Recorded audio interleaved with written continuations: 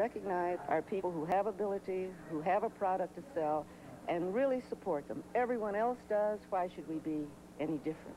But I think we've learned now, and we find over and over again examples of thriving black businesses that are supported primarily by black people. I tell young people who are coming along, especially young women who are going into business or law or whatever, some of them have 5-year plans, 10-year plans. I say, throw the plans away. I said, you're only limiting your horizons. There's so much out there that you don't even know exists. Just prepare yourself as best you can, do your very best, and support each other, and when these doors open, be prepared to walk through. You just should not plan, in 5 years I'm going to be this, and 10 years I'm going to be that, because you don't know what's out there, and you have to be flexible. How do you evaluate the position the black woman is in the world of business? Is she up with the rest of the, is she up with the genders, black and white? Is she behind? How do you evaluate it? Well, I really have to talk from the top of my head, but I would say that generally the black female is still far behind her white counterpart, and there are a lot of reasons for that. But I don't think those reasons should hold us back now. More and more black females are becoming educated, are getting good positions that they can use when they want to step into their own life of business. And we're growing, we're getting there. But yes, we have not caught up with the white female, just like the black has not caught up with the white male, and it'll take some years. But we don't have to worry about catching up with anyone. What we have to worry about is taking what we have, what we are, improving upon it, and making great things happen, and they will. But I think we make a mistake when we try to compare ourselves with a particular group. I think that we can build our own economic base. Without an economic base in the black community, we have nothing. Louise Quarles Lawson and Thelma Smith are experts in finance. As the head of the nation's third largest black-owned savings and loan company, Lawson became the first black woman to hold the position of president and CEO of a savings and loan institution. What happens is that blacks don't understand that if you have a part of the action, then you can get things when you need them. We make not, when I worked at Illinois Service Federal, we didn't get 1% of savers from all the loans that we made because people felt that we had money from the government. All they had to do is come and ask for it and they get it. And even when we make loans, they sort of fool us, they're brainwashed. They'll say, if you make the loan, I'll open an account for you. Some have opened accounts to get the loan and then they've gone somewhere else. It's brainwashing, it's the best way I can tell you. And we're trying to shake that loose. Brainwashing. Yeah. Explain that. Brainwashing is to feel that whatever blacks do is not as good as what whites do, that we don't have the expertise they have, yet they come from long distances to get thousands of dollars. And it seems to me that if someone feels that an institution has $50,000, $60,000 to lend them, that they have to get it from somewhere. The source ought to be them. And then they'll come back and get the second loan, and they still don't have any money with us. It still is a process that you've got to get in their minds. What you have, you can deal with. What you don't have, you're still begging. Whether it's from a black institution or white institution. It's really an educational process. You know, through the years we talk to our customers and we tell them, you know, we want to buy a home, they'll say. And I say, well, good. We want to make you a loan to get that home. Where are you saving your money?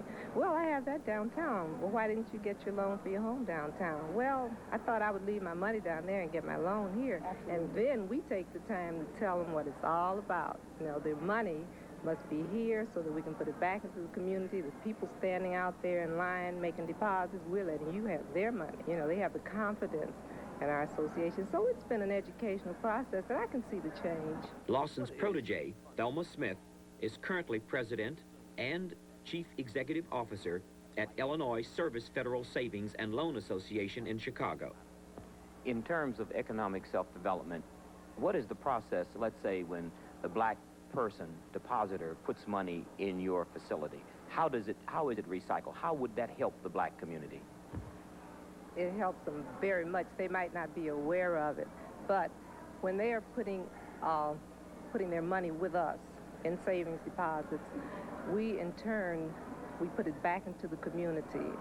We are making loans for, financing the purchase or the improvement of property. And we need a strong economic base in our community, and that's what we're all about. You suffer to some extent from a bias on the part of our own people, and obviously you suffer to some extent from the gender bias. Those two things together, you ladies have made remarkable strides. How have you been able to overcome those two, let's say, negatives? You want to go or do you want me to go? Just hard work, first of all. Hard work and, commitment. And we've worked as a team for many years, and we got there when the association was young, and we were able to grow with it, and we took a hold of it, and we held on to it. As far as the gender business, when we were there first, very often people say, how do you get along with the employees? Do they like working for a woman?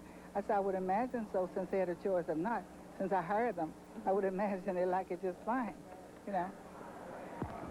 Explain your business to us. Give us some sense of its size, its history. Our assets, we have assets in the amount of $105 million. We're proud of that. And we celebrated our 50th anniversary last July. It's a financial institution, Savings and Loan Association, started by a group of black men with great foresight. They saw a need for a strong economic base in the community. They got together and started. What we do is we receive savings and it's then funneled back into the community in the form of mortgage loans. And we're doing a great job in our community. We're proud. And we've worked together for 30-something years. That's a long time. Oh, sure is. We still get along. We're still friends. Another thing we do is train young black people in the field of finance and going on to big institutions and other jobs, and we feel proud about that. After default, high unemployment, and a spiritual and financial depression, Cleveland's economic downturn has been turned around. Many in the city's power structure believe this black woman is partly responsible for Cleveland's new vitality. She is Sarah Short Austin, Executive Director of the Greater Cleveland Roundtable, a collection of the city's top civic, religious, and economic leaders. Called gutsy, dynamic, and hardworking, Ms. Austin brings to her position a wealth of experience in urban and economic affairs. She is considered by some to be in one of the most powerful positions of its kind in the country. Today is what we are focusing on today is very serious business. Indeed, it is the business of Cleveland area businesses. It is the business of how we can make Cleveland business once again that robust engine that drove our city to greatness.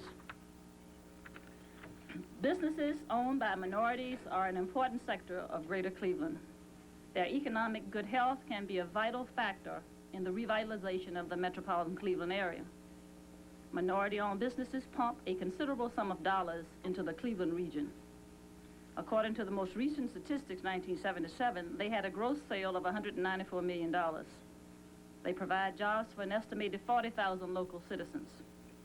Because so many of them are concentrated in the central city, the 4,200 businesses controlled by minorities offer a financial flooring for the most economically hard-pressed section of the region. Minority businesses operate primarily in the economic sector that is critical to the revival of the metropolitan area, namely the service industry. I can think of no single effort that is more important to restoring the economic vitality to our regions than the goals we've set in the new economic partnership of the Roundtable. We launched our effort with the simple statement that equal economic opportunity is good for business, it's good for Cleveland, and it's good for the nation. For Cleveland specifically, it means an opportunity to increase the diversity of our economic base, to create local businesses, to reduce citizens' dependence on public expenditures, and to improve racial and ethnic harmony in our community. And Entrepreneurs are the foundation of a thriving capitalist system. Marilyn French Hubbard falls into that category as the president and CEO of Marilyn Hubbard Seminars and founder of Black Women Entrepreneurs. We were founded in 1978, and we have a little bit over 5,000 members nationwide. And the reason we founded the National Association for Black Women Entrepreneurs was to help women who wanted to create businesses and ventures for themselves. We found out that there were a lot of professional organizations. Many of our members, like myself, had been through some of the finest business schools, but in being in business school, you learn how to run someone else's business and not necessarily your own. And so what we needed was some support. I mean, it's like, so I will not have to reinvent the wheel. You know, what can I do and how can I do this?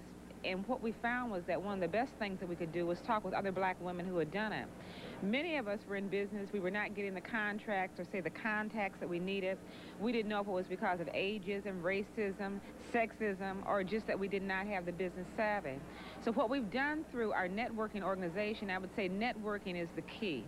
And this is something that many of us have had an opportunity to observe, say, looking at the big boys do business. And we have found that major corporations will only do business with you if it makes good business sense to do so, not because it's of social relevance or anything. Many of us, say, have had opportunities because of visibility that black women get to do a lot of things, say, interacting with different people. So we thought what we wanted to do through our network was to bring people together, black women entrepreneurs, that could share these experiences. So this is the way we're meeting, say, the self-help. We believe in making success happen. We don't believe that success happens to you. We believe that you have to make it happen. So the programs that we do through Black Women Entrepreneurs deal with financing, deal with management, deal with technical assistance. And so what we do is equip our members with the skills and the resources to enable them to be able to take care of opportunities as they arise.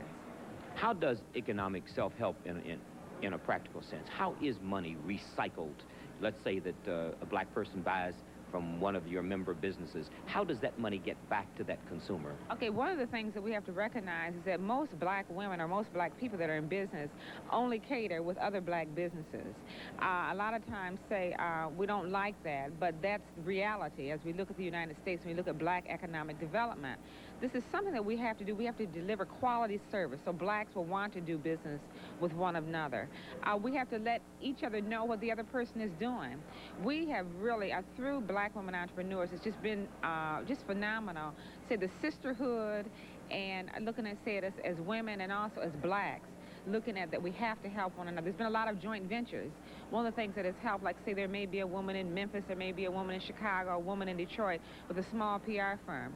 None of them can get anything because they cannot bid on anything of substance, but coming together and doing joint ventures and being able to, bid on projects that amount to something, and say getting rid of the egos as to whose name is going to be and just look at the money that's flowing into the business and subsequently through their pockets.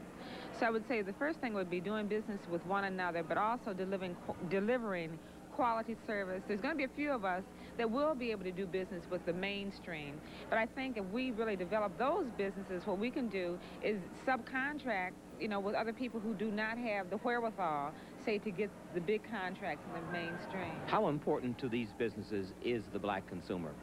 The black consumer, I think that we're very, very important. A lot of times, say the major market does not want to admit that.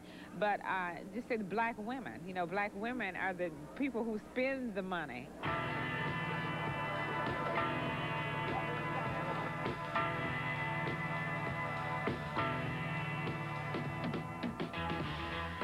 Black women are over-consumers, you might say.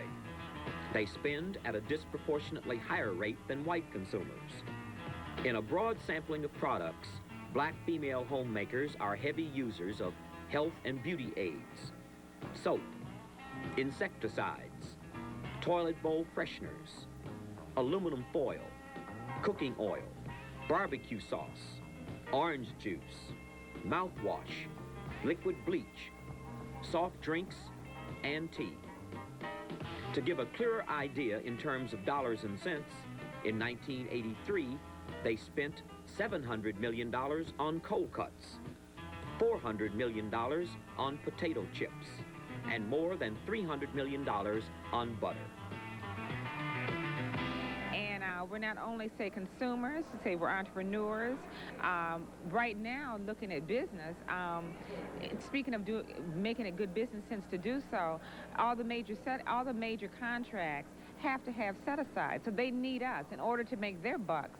They need black women, but they need black women, they need black people that can deliver a quality service. So in terms of self-help, Tony, I think that we have to come together collectively, admit our weaknesses, continue to enhance our strengths, and really, really find our place in this economic mainstream by doing good quality business. Now, as you get contracts from major corporations because they have set-asides and they need your black business in order to create a greater return for themselves, what obligation does that place on your black businesses to the black consumer, from which obviously the ultimate impetus comes? Okay, I would say, like, again, delivering quality service, trying to deliver a product at a price that black consumers can afford. And I think one of the things that we as black people have to do as we enter the economic mainstream is to educate our consumers. A lot of times it may cost a little bit more to do business with a black person, but there's a reason for that. So I think as we as entrepreneurs and as consumers, we have to work hand in hand. We have to deliver a quality service, and they have to support our businesses by buying our services and products. And say collectively, that's one of the things that black women entrepreneurs has really been instrumental in doing, is getting contracts as a collective force. None of us, say, as a single business can do some of the things or accomplish some of the things that we have, but collectively we can go to major corporations, say, here's an entity of black women entrepreneurs that are qualified and certified, that have goods and services that you buy. Do business with us. This question doesn't necessarily relate to black women in business, but it relates to black people in business. And I've had two primary objections from black consumers to black businesses. A, that black businesses overcharge. B, black businesses frequently are not courteous. What can black businesses do about that? That's where my business comes into play. The name of my business is Marilyn Hubbard Seminars, and that's what we specialize in, is customer relations and sales training. And people are our business, and we do have to deliver a quality service. We do have to be courteous. But I think, too, we have to understand black businesses are under stress. You know, the consumer comes in wanting a good project, but they don't know that the black business is wondering, is the phone going to be on, you know, in 5 minutes. But what we have to do is to train our people. Tony Brown Productions produces this program and is solely responsible for its content. Tony Brown's Journal is brought... Get it on at the base, the 4. What about the control switch?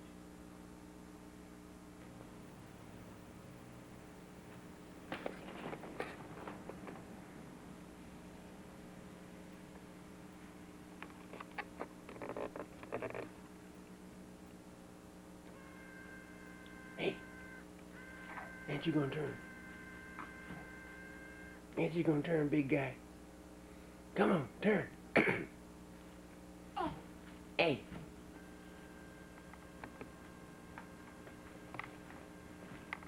Come on. Come on, big guy. Turn on over. Come on.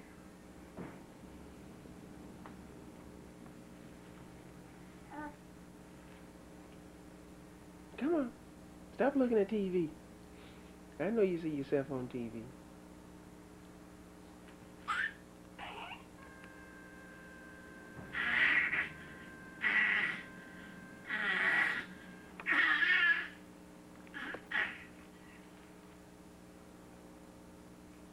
Hey, big guy.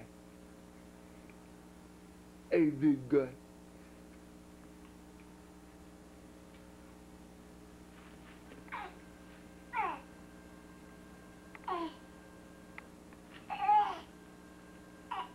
Come on, big guy, turn on over. Come on, turn on over. Come on. Come on.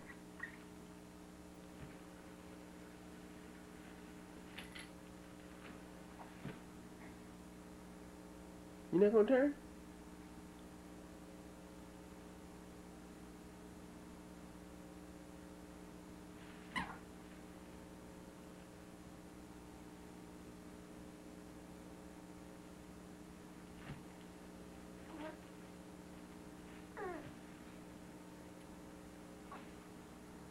Come on, let's turn. Come on. Come on, let's turn.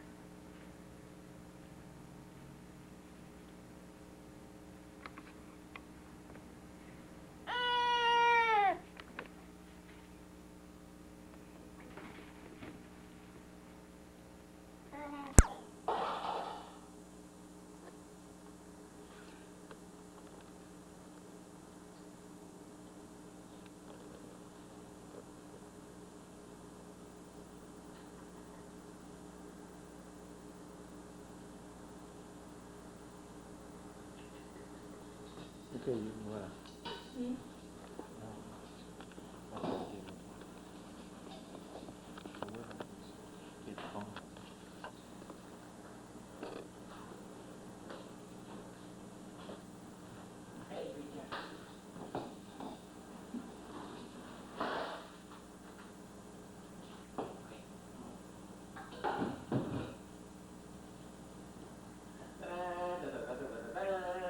We're talking. Huh? Come on, come on. We're talking.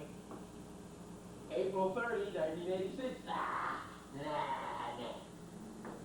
Hold on to this. Hold on to this. There we go. Hey, Trevor. Hold on to this. Okay? Now.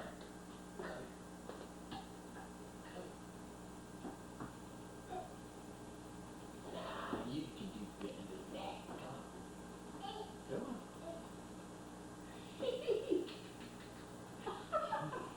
Come on. And good.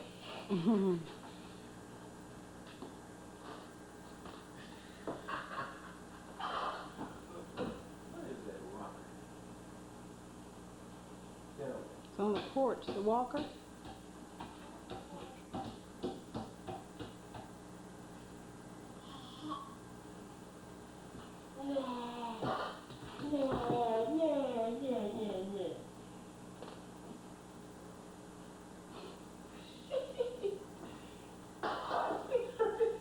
I said he had too much to eat.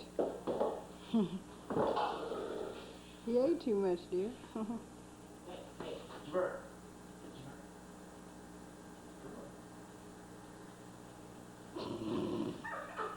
Told you he's camera shy. What is this? I know. We'll do this number, huh?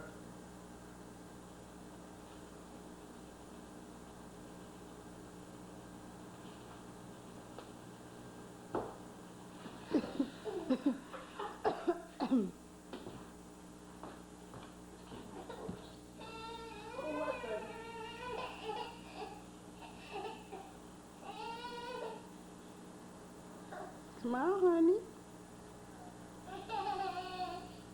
Back up.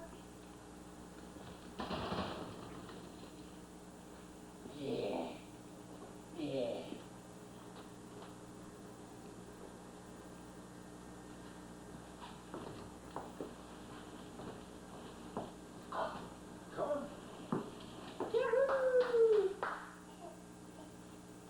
Hey, Jamel.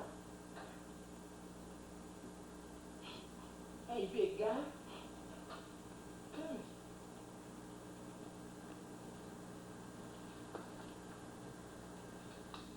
Yeah? Hey.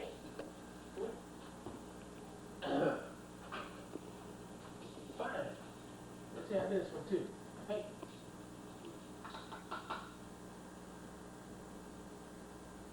Come on.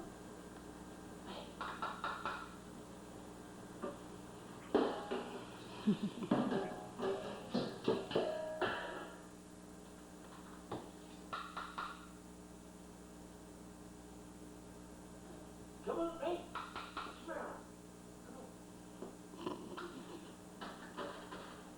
Come on, big guy. Oh, we're getting down. That ain't the way to get down. The way to get down.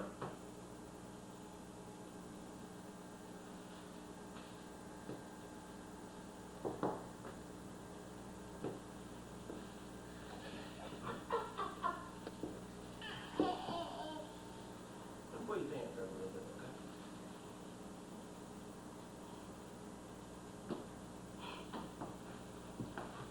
That's right, we'll just get you in the practice of walking. There you go. Okay. Oh, he's doing a James Brown slide, dear. Okay. All right. Jamero.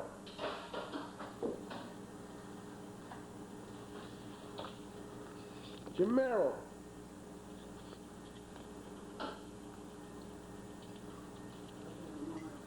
Yeah, you big guy.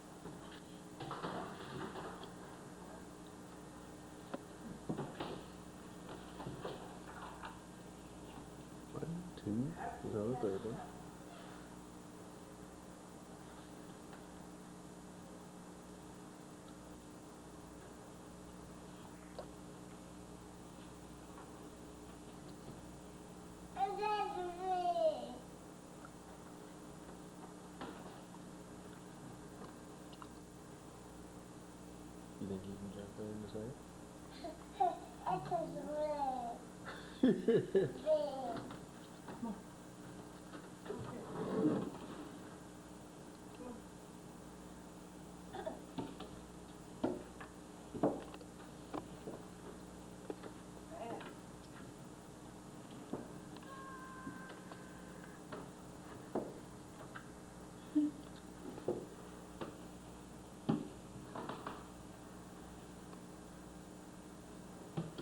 Look at that boy go, ready for bed.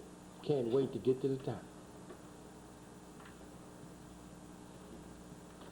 So he can hit the sack.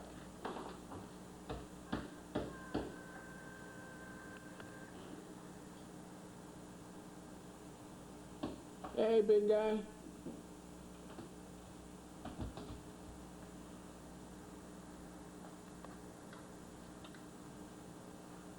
Yahoo!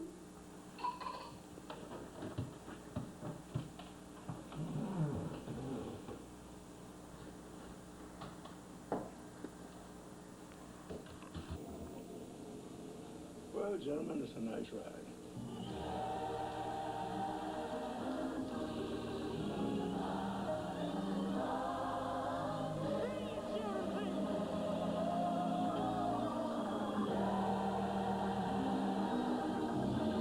Our national chief is gentlemen. So glad.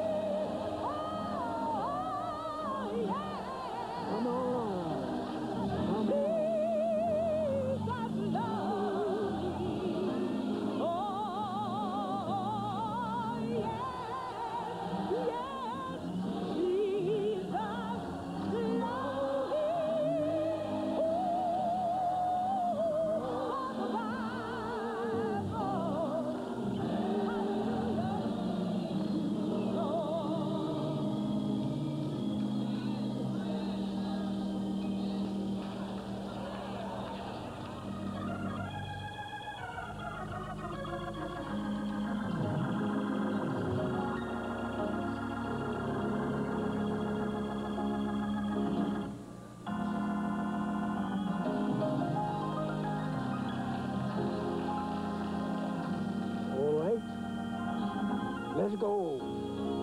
Bless you some more. I love your name. When I look back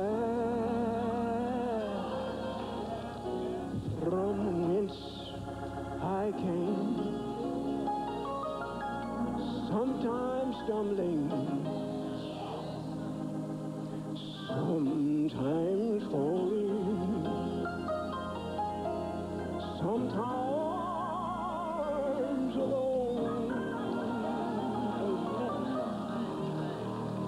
Friends and loved ones I love so dear.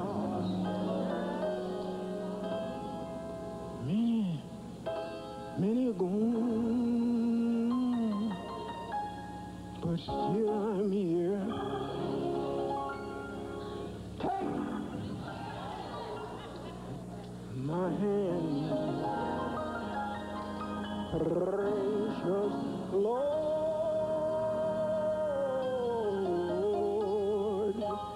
and lead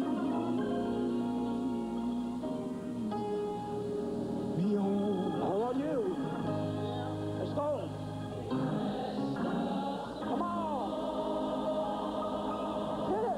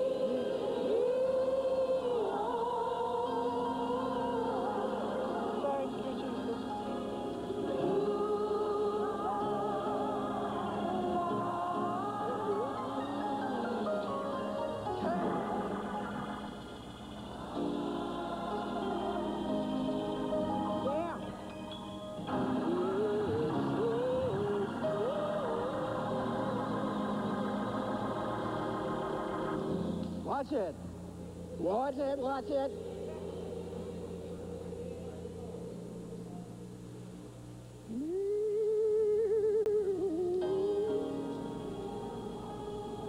Amen.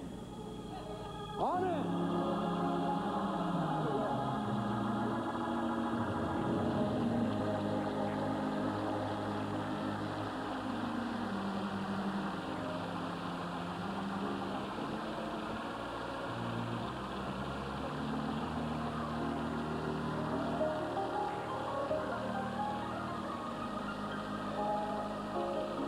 I believe that Mr. Dorsey have accomplished what he set out to do. And when God gets ready for the time clock to stop, there won't be no more Dorsey. But the things he's done will live on.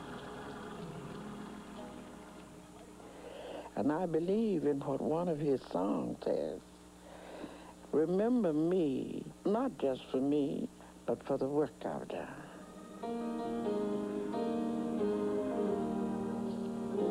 I am bound for Canaan land to that earthly gold of strength.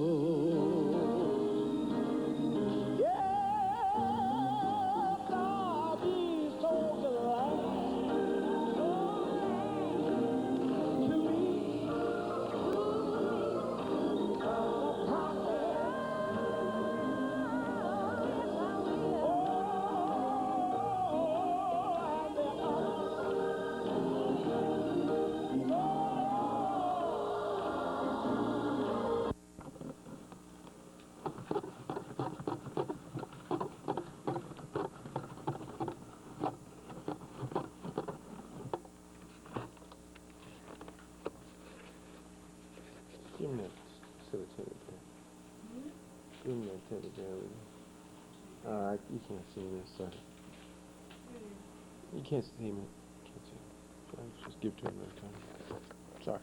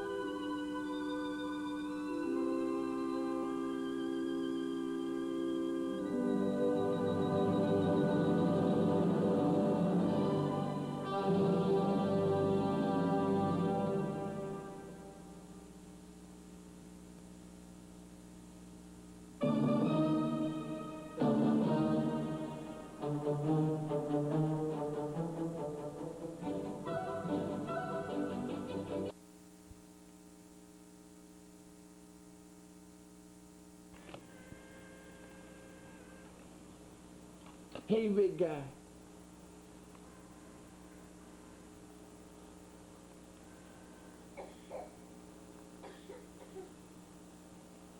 Where you going?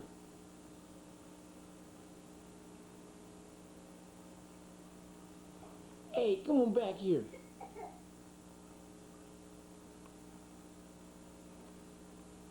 Jamel.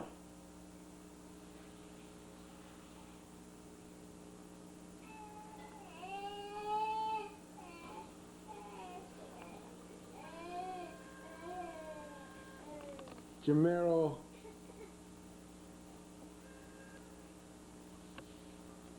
Jamero.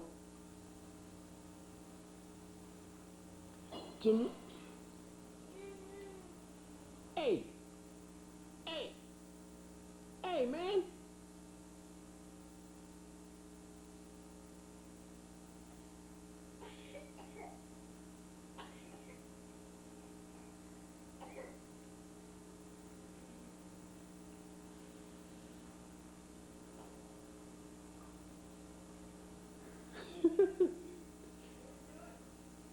Rocking back and forth.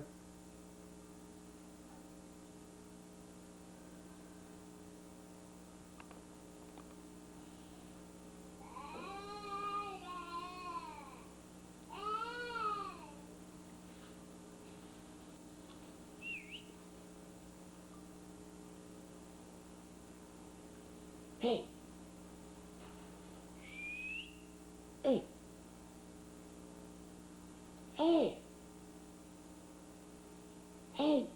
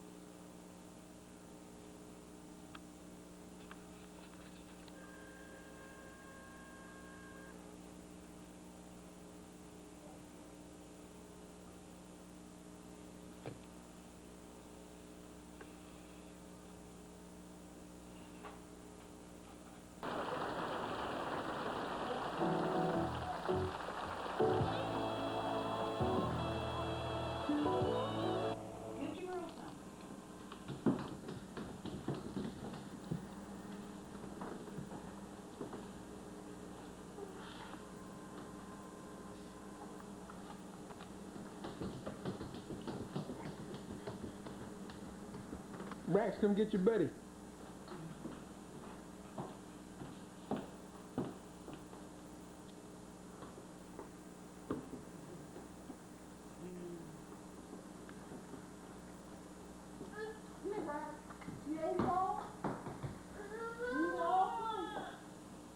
What's the matter?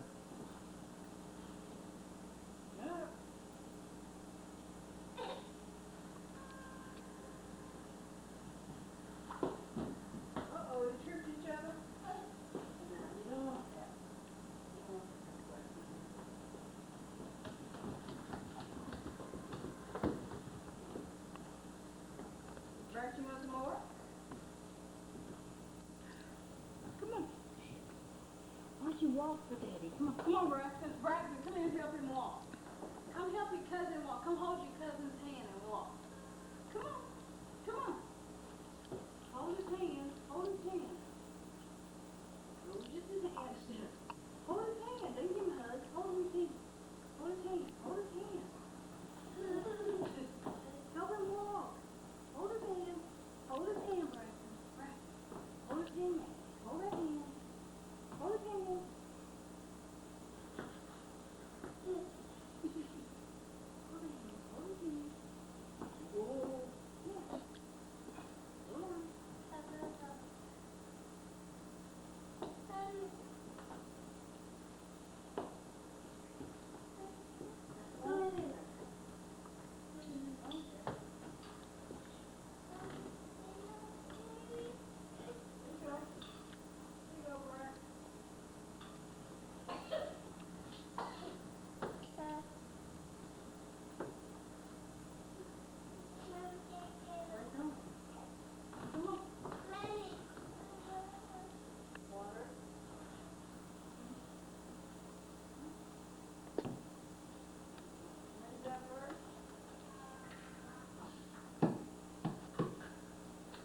Hey, Jamero.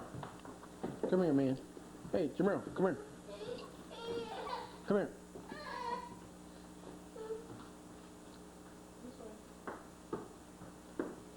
Come here. Yeah, come here, man. Hey, Jamero. Come here. Come here. Come on. Come here. Come on. Come on. Hey, big guy. Jamero. Come here. Come on. Jamero. Come here. Come on. Come on. Come on. Jamero. Come here.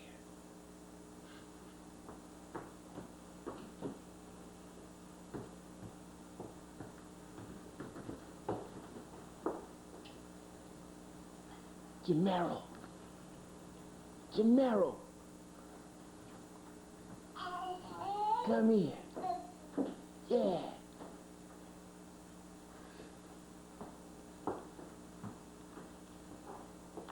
Call him, Braxton. Come here.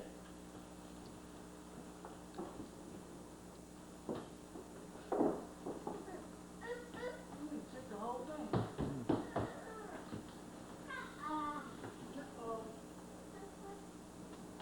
Give me some more, Merle.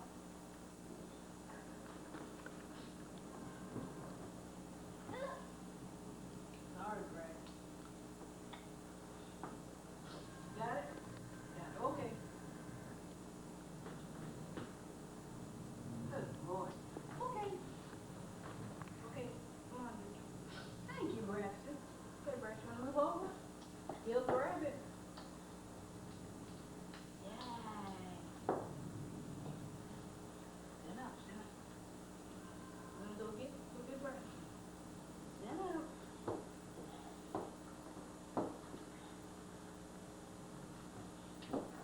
That's great. We got a few steps. Go that way. Go that way. Hey. Hey, Bart, you got him going a little bit. Come on, get him. Show them what you do.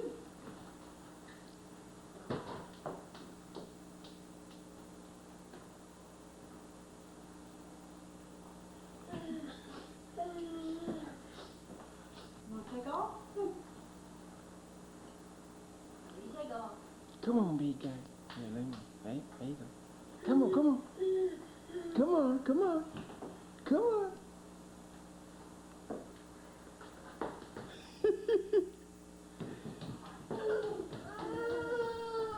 Wait a minute. Hope his hands are clean. What's the matter? Hmm? Okay, here we go.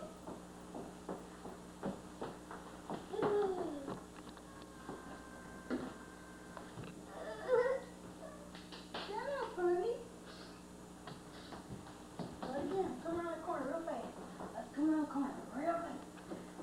And starting, Jimmy We got 2 steps out of it. Try it again. Come on, let's go. We'll go further. Okay, we're gonna go fast. Ready?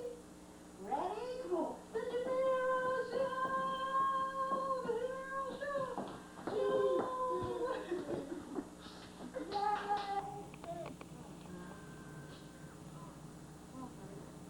All sticky now. Spit all, whoops. Spit all your cough syrup out. He did. Yeah. He's smart. He knows how to angle it just right.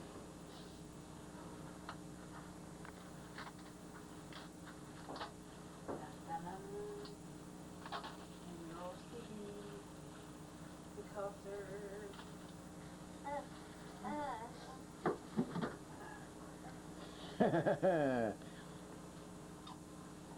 Okay, is that up?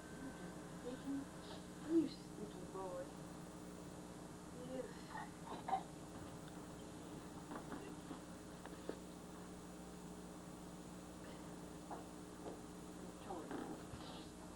Here comes Mr. Turtle.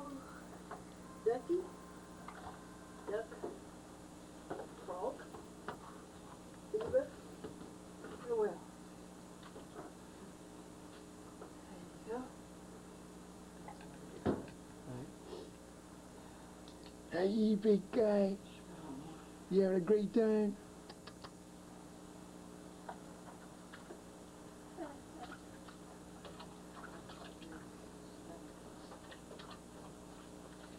Yahoo!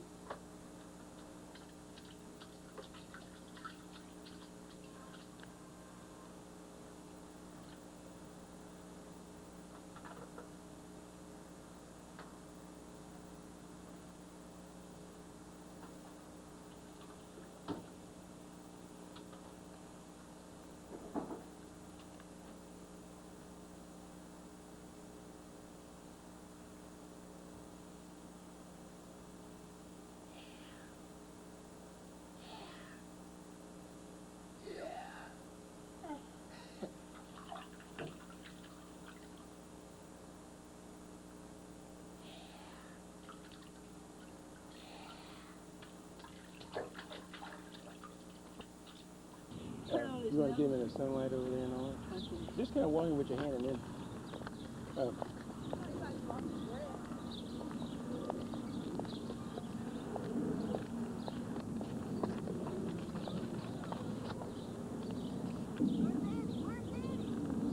Hey, Jamero!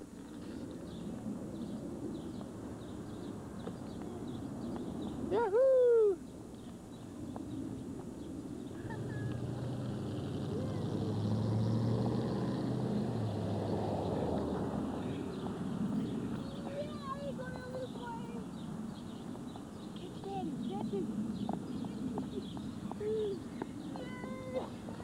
That way, big guy.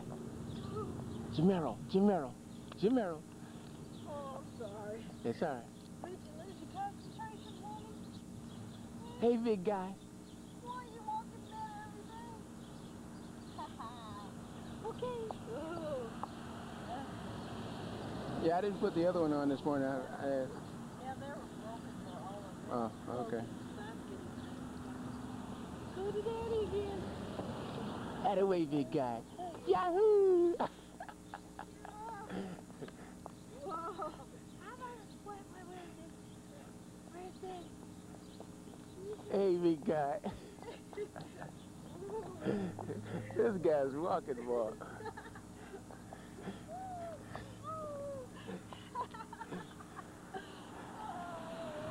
Show the neighborhood what you do. Keep going. Okay. Hey, big guy. Yeah, go get Daddy. Hey, big guy.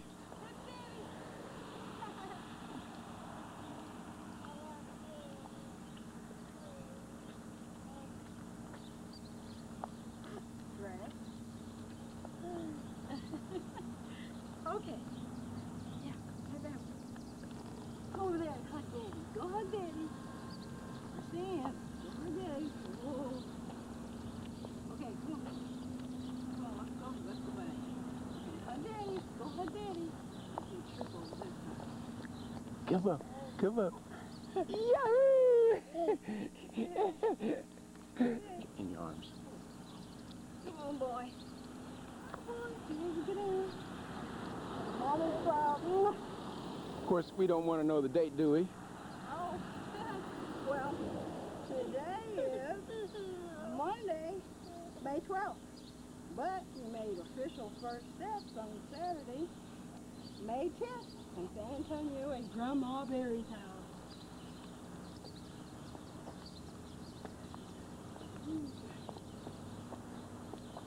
Keep going. Come on, Mom. Come with me.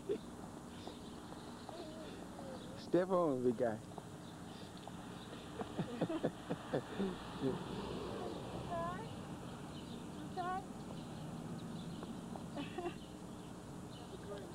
Keep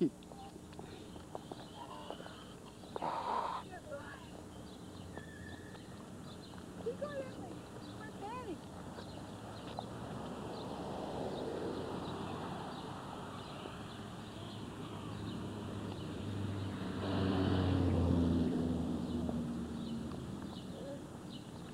Yahoo! That away, big guy. That away, big guy. Now let me get him with you. Okay?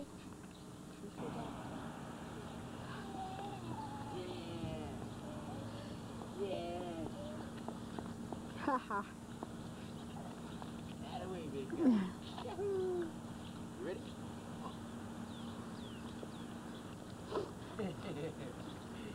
Hello, Jamero.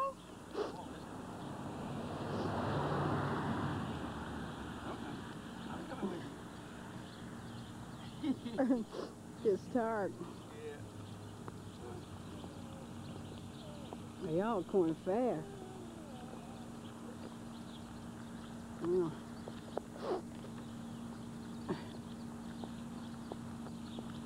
Yay!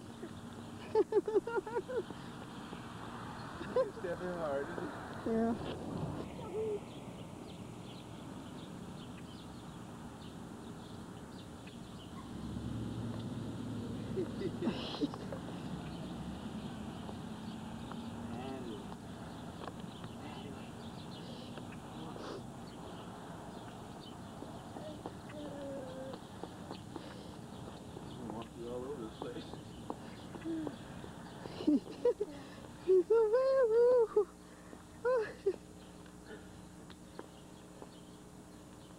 to climb the stairs?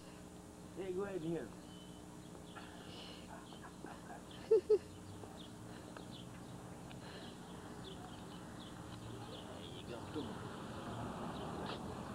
Hey.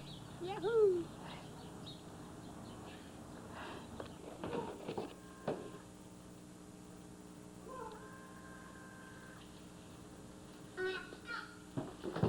Okay. Come on. Why don't you walk for daddy? Come on, walk for daddy. Come on. Come on, walk in here. Come on. Take care of kitchen.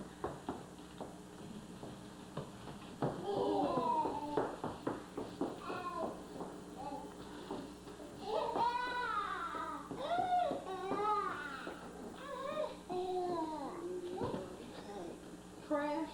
I don't think he's able to get up yet. From that position? Yeah. Mm-hmm.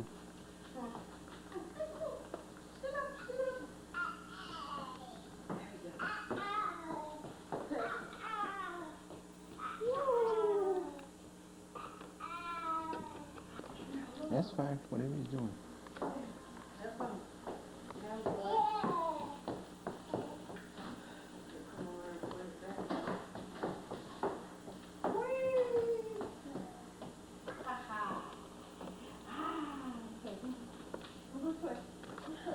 Just let him put it wherever you want. Hey, hey.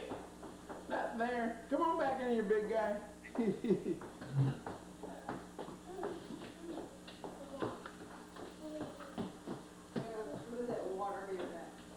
Oh, yeah, okay.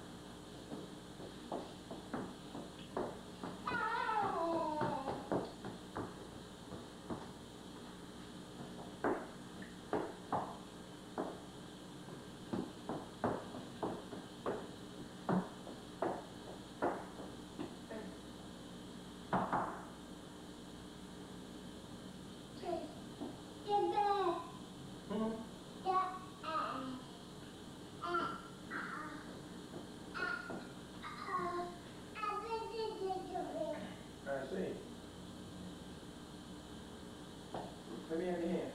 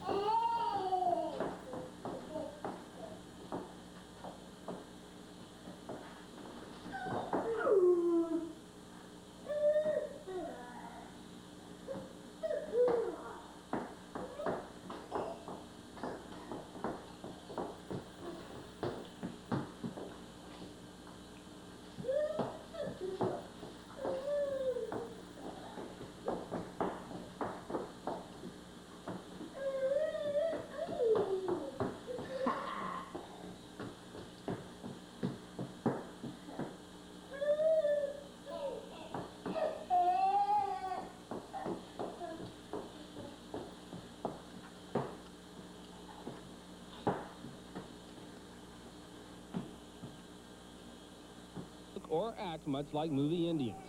And if they caught you in West Texas in the 1880s, odds are the cavalrymen who came to your rescue wouldn't look much like John Wayne either. Buffalo soldiers, head turn. Because the soldiers who ruled this part of Texas were Buffalo soldiers. And they were black. We're here because the 10th Cavalry is the fighting and shootingest outfit in the United States Army. And because we don't take nothing off of nobody, whether it comes to mopping up Indians or anybody else who steps over the line. Only rarely has Hollywood bothered to tell the Buffalo Soldiers story, but the National Park Service has memorialized them by restoring Fort Davis, the place where the 4 black regiments were based during the Indian Wars. They were commanded by white officers who lived in these houses at the fort. The officers lived comfortable middle-class lifestyles, while the enlisted men lived in these barracks. It was a tough life, but enlisted blacks and whites were treated the same, and that was a first for American history. The Army at first looked at the formation of these black regiments as somewhat of an experimental social concern. And the Army soon found that these fellows would indeed fight, and fight hard and well and long. Park Ranger Bill Gwaltney works at the Fort Davis Museum, part of which is dedicated to the Buffalo Soldiers. In the minds of a lot of these Buffalo Soldiers, the concept was that they were going to change the way America viewed black America. It was a tough thing to prove, just 15 years after many had been freed from slavery, so the Buffalo Soldiers dedicated themselves to excellence, and they won respect from many of the people who had held them in bondage just a few years earlier. The federal government spent a lot of time and money to restore the barracks of the 10th Cavalry here to make them even look this good. But now the government doesn't spend money on restoration. So it's going to be up to volunteers and people who donate money to finish this place off and make it a monument for those who fought for equal rights and made Texas safe at the same time. John, Midge? Thanks, Gary. And Gary's telling us that the Meadows Foundation of Dallas contributed $50,000 to restoring part of the Fort Davis. Legends. Men and women of extraordinary will and uncommon ability, whose powerful competitive urge has lifted them beyond the pale of what once seemed possible. Pioneers who crossed the color line first, setting precedents for opportunities in other walks of life. Producers of wealth and paragons of style. Individuals who fulfill the highest potential of the group. Icons of a race. Coming up, Black Champions. This program was made possible by grants from the Corporation for Public Broadcasting, public television stations, and the Gary Saltz Foundation.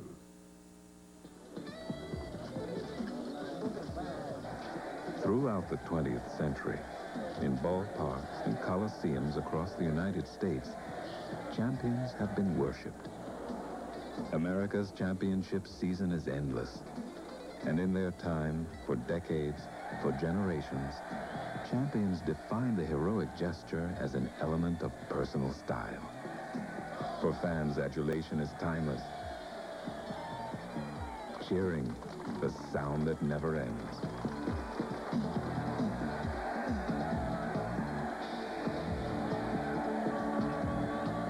For the fans, the champion endlessly reappears, bearing their colors to the field of honor.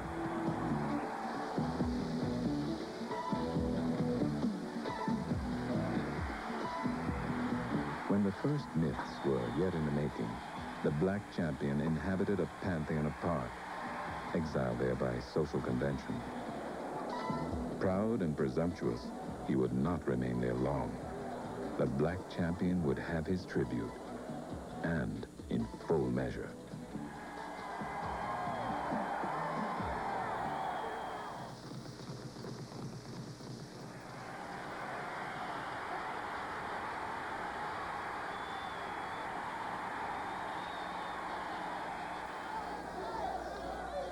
Black heavyweight title holders, champions all.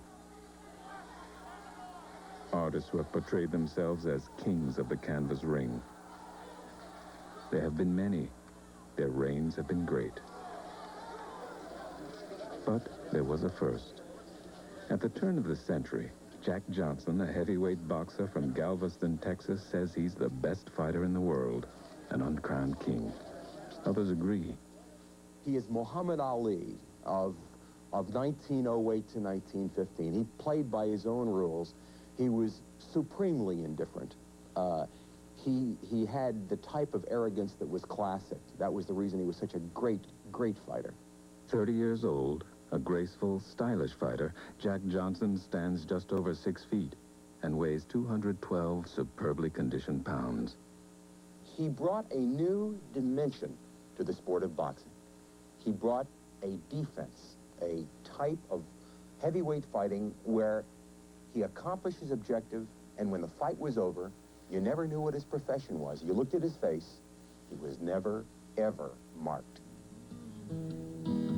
Johnson is a seasoned professional. For more than a decade, he's paid his dues in the tough, bloody mining town and logging camp prize fights that form boxing's Chitlin circuit in the early 1900s. Around the turn of the century, fights were scheduled not for 15 rounds, but for 45 3-minute rounds. And this was considered normal. This was not considered unusual. Fighters trained with a great deal of zeal and enthusiasm, and they did not place any unrealistic limitations on themselves. Today, a vast majority of the fighters, not all of them, but a vast majority of them, after 6 rounds, they're exhausted. And it's rather humorous because they don't even know boxing history, and they don't understand. In Jack Johnson's time, it was just normal to fight 45 3-minute rounds. Jack Johnson is a man who would be king. But for him, the coveted world heavyweight crown lies across the formidable boundary of the American color line. And there, his fistic challenges go unanswered. There has never been a black heavyweight champion. The large purse, the attendant prestige, and the worship of millions are jealously guarded prizes reserved exclusively for whites. Heavyweight king Jim Jeffries had retired rather than meet Jack Johnson. During their reigns, champions John L. Sullivan and Jim Corbett had also refused to fight any black contender. The current title holder, a Canadian named Tommy Burns, agrees to do the same. To avoid facing Jack Johnson in the ring, Burns retreats abroad, and John pursues him around the world to Australia. Money and the pressure of public opinion outside the U.S. eventually win out over racism. Burns agrees to the bout and goes into training. $30,000 guaranteed up front is offered Burns to defend his title against Jack Johnson in Sydney, Australia, the day after Christmas, 1908. For his part, Johnson will get $5,000. Further, he must concede to Burns's friend and manager as the fight referee. Defending his title at Sydney, Burns is outclassed. In the early rounds, Johnson plays a cat-and-mouse game with the champion. At 5 foot 7 inches and 175 pounds, Burns is little more than a trifle, a momentary amusement for Johnson.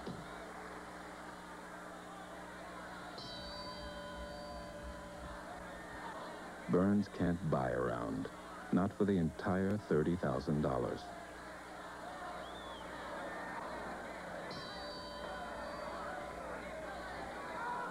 Boxing's press row is eyewitness to unprecedented speed and guile and incredible poise.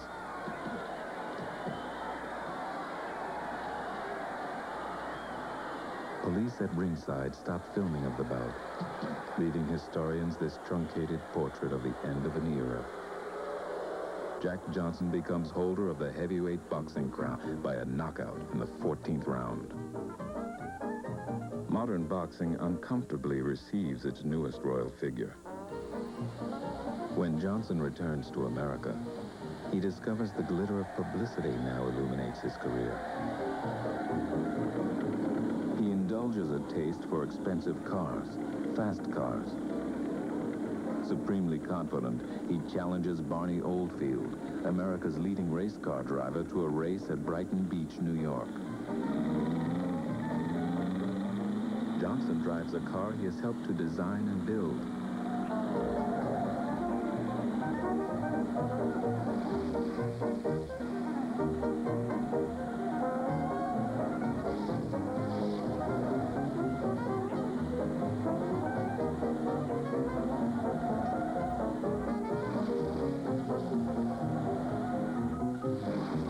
He loses by an eyelash.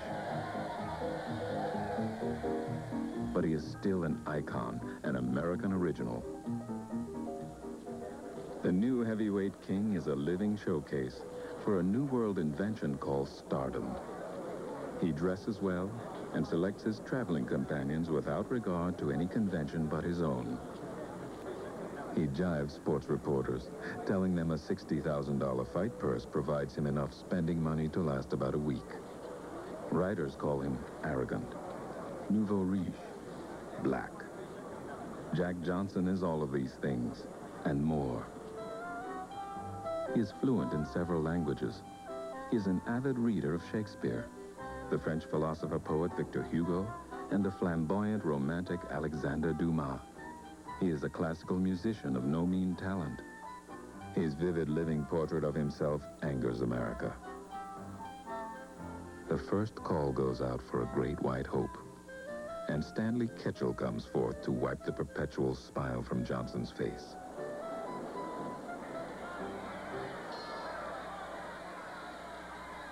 Johnson destroys the dream built around the proud Ketchel in California, October 16, 1909. Ketchel is billed as the Michigan assassin. At 23, he is 8 years younger than Johnson and has a reputation as the middleweight KO king. Johnson, determined to make the fight an exciting one, actually carries Ketchel along for several rounds. When he is caught off guard in the 12th round, Ketchel sends him to the canvas. Momentarily angered, Johnson ends the bout.